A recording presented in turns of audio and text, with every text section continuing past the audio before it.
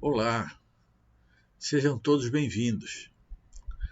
Vamos tratar hoje sobre alguns pontos que são muito relevantes para a perícia contábil, à luz do que determina o CPC de 2015. Vamos tratar aqui sobre os artigos 428, 429, 432, 464, 470, 474 e o 466. Estamos tratando então sobre os elementos importantes relacionados à parte documental ou à parte da prova documental relacionado aos trabalhos periciais. Ok? Vamos em frente então. Cessação de fé, documento particular. O artigo 428 diz que cessa a fé do documento particular quando, item 1, for impugnada a sua autenticidade e enquanto não se comprovar sua veracidade. Então, desde que a sua autenticidade for impugnada e enquanto não se comprovar a sua veracidade, esse documento ele não tem fé. Não tem fé pública.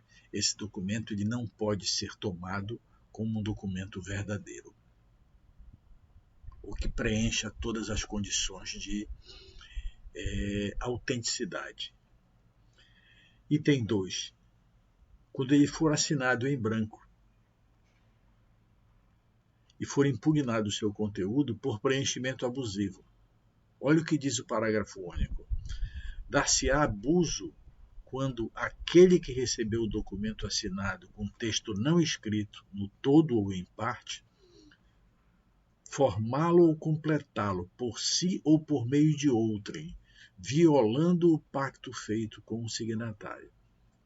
Então, neste caso, configura-se abuso ao ser preenchido um documento de forma inadequada, incorreta,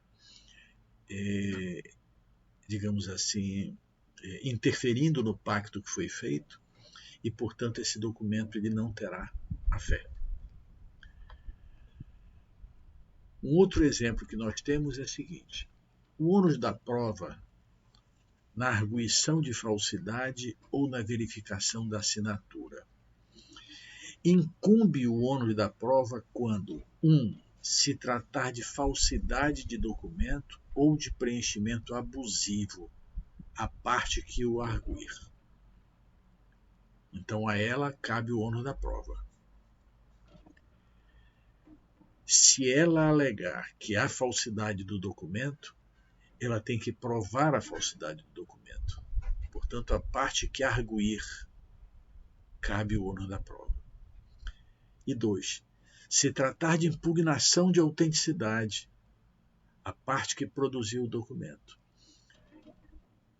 Se impugnar a autenticidade, cabe à parte que produziu o documento produzir o ônus da prova.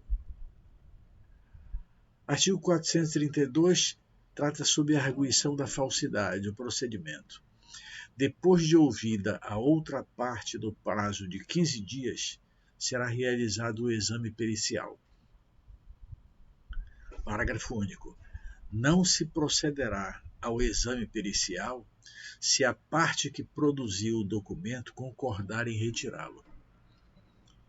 Então, a parte que produz, diante de uma arguição de falsidade, resolve retirar o documento, então, para este caso, já não é possível mais a prova pericial, porque a parte que produziu o documento concedeu a possibilidade de, ao retirá-lo, evitar a arguição de falsidade desse documento. Vamos tratar agora sobre a prova pericial.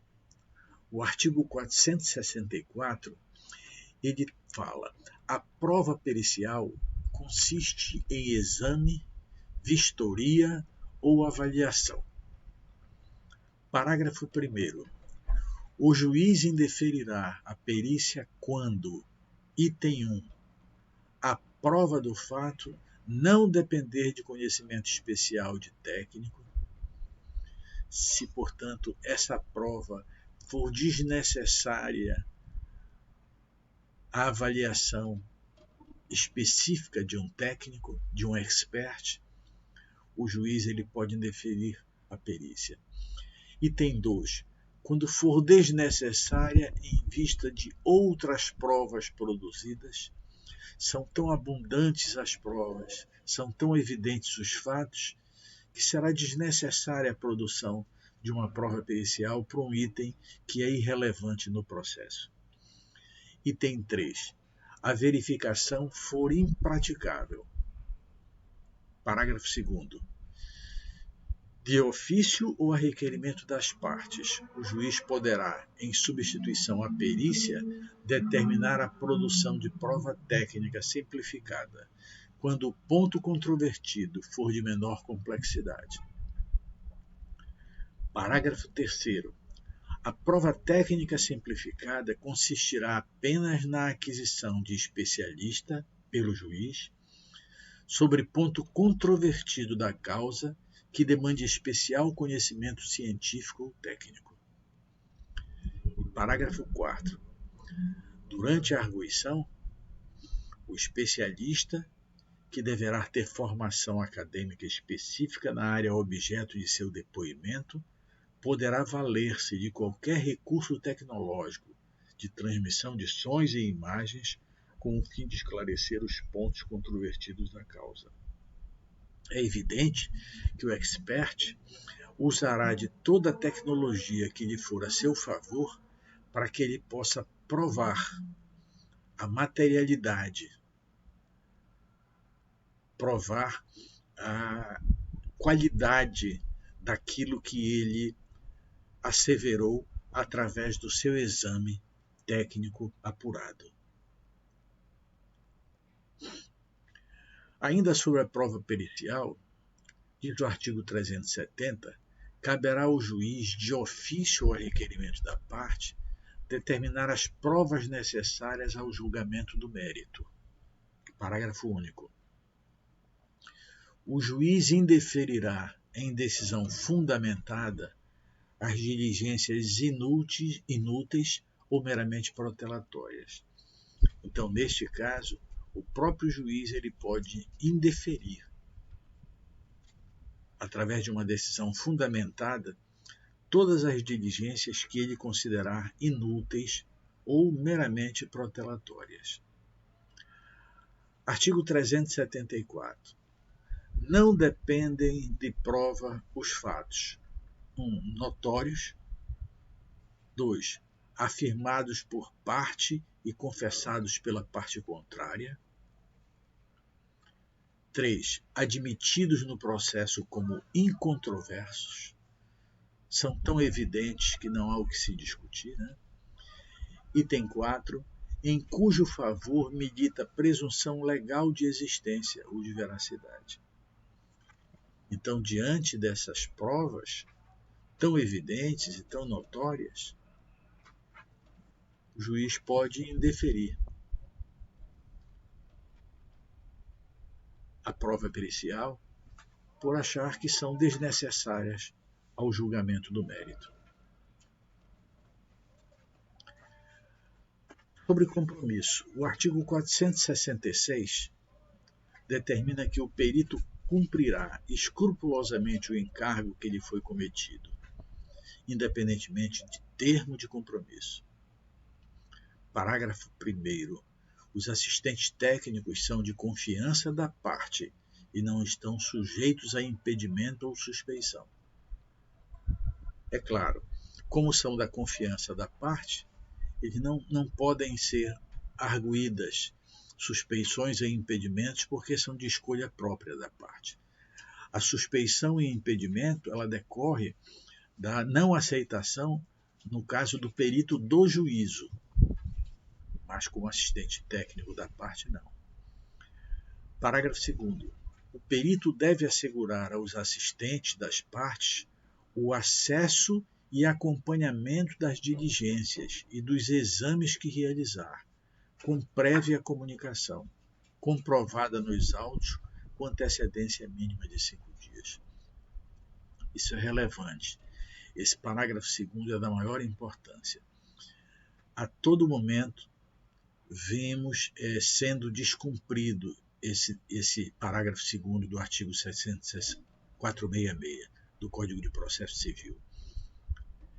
É prudente que o perito ele conceda acesso às partes e no acompanhamento das diligências, para realizar junto com ele os exames que forem necessários. Há casos específicos de perícias que eu participei como assistente, que a perícia judicial foi impugnada. Por quê? Porque o perito decidiu iniciar uma perícia sem avisar e sem acolher a participação dos assistentes técnicos no seu ato inicial de início da prova pericial.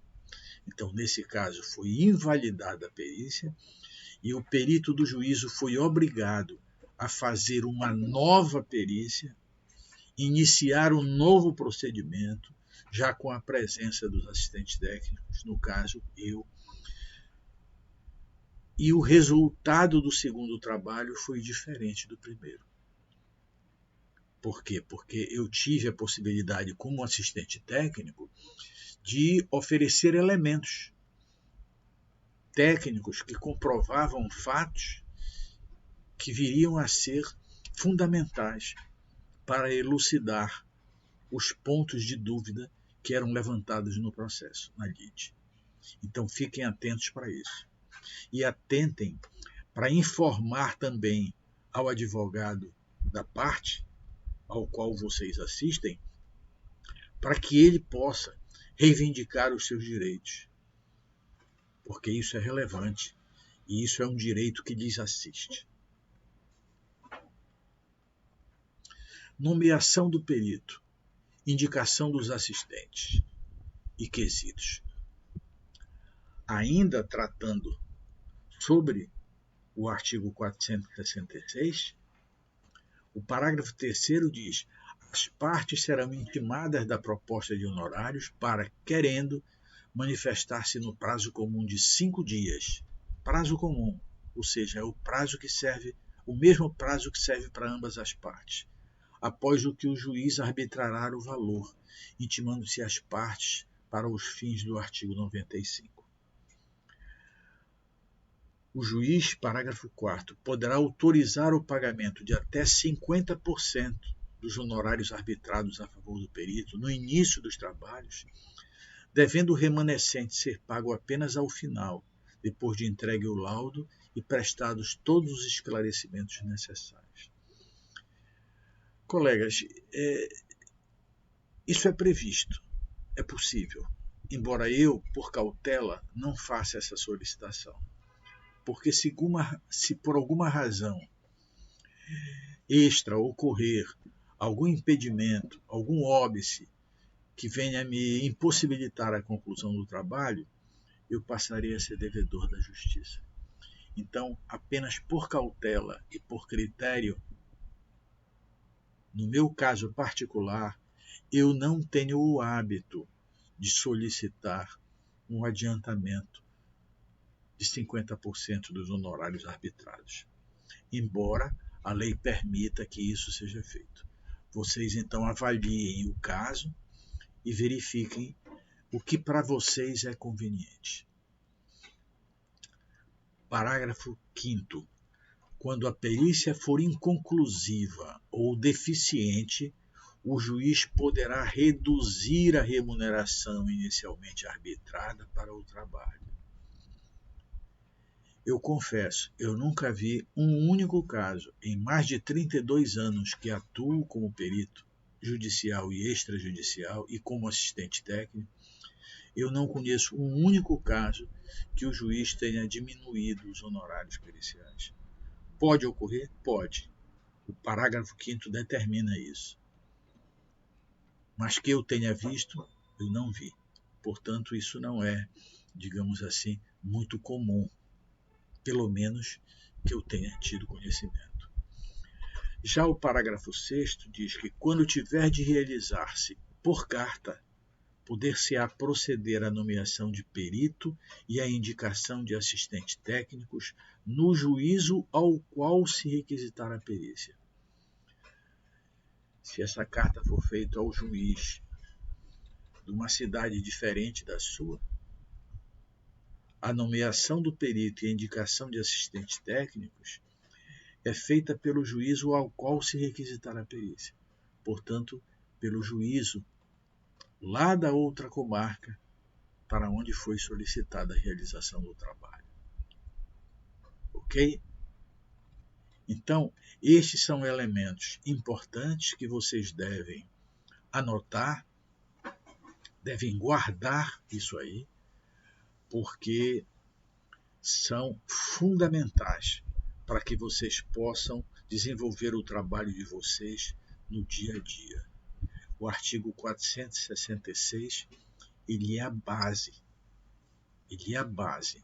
de todo o trabalho que você vai desenvolver para desenrolar todos os problemas desenvolvidos no processo, todos os problemas tidos no processo e que vão lhe ajudar a fazer um bom trabalho, a conclusão de uma boa perícia, ou atuar como um bom assistente técnico, fazendo um parecer técnico de qualidade que seja conclusivo. Ok? Amigos, mais uma vez encerramos uma aula, não é? Para os que não me conhecem, eu sou professor adjunto aposentado da UFPA, atuo há mais de 32 anos em perícias judiciais e extrajudiciais. Tem aqui o nosso QR Code, que é no grupo do Telegram, e esse é o meu contato do Telegram, da OK, e vocês podem nos procurar na rede, seja no YouTube, Heber Lavor, perito contador, Heber Lavor Moreira, perito contador, o heberlavor.adv no Instagram e no nosso site, peritocontador.com.br. Essa possibilidade existe e vocês terão como, digamos, nos acompanhar. Ok? Fiquem todos com Deus e nos veremos na próxima aula. Novos assuntos muito relevantes que serão debatidos por nós com o maior prazer. Aceitem meu abraço.